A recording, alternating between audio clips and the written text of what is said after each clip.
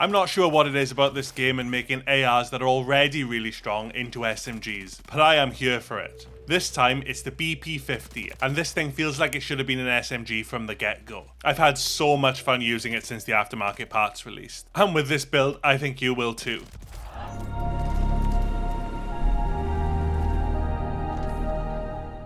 First off, before I get started with the build, I upload new videos like this twice a week, so be sure to subscribe if you haven't already for more just like this.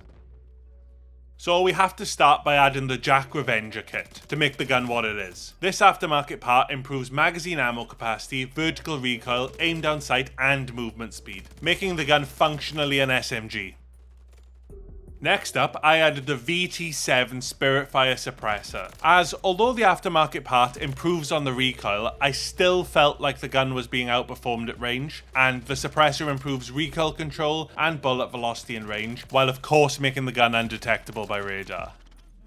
Mobility is already great with the aftermarket parts, so I added the VLK LZR 7mW laser, taking the mobility from good to great, with boosts to aim down sight and sprinter fire speed, along with a significant increase in aiming stability. The gun at this point was beginning to feel more than competitive at distance.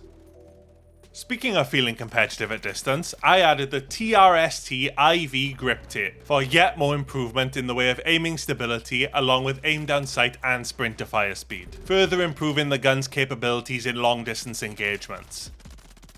To be completely transparent, I wasn't entirely sure what to go with for the last attachment because the aftermarket parts lock off a bunch of attachment choices, so I went with the 9mm low grain rounds for even better recoil. This helped more than I expected at distance. Depending on playstyle though, it might be worth going for an optic, but I really quite like the iron sights on the BP50, so I was happy to go with the ammo instead.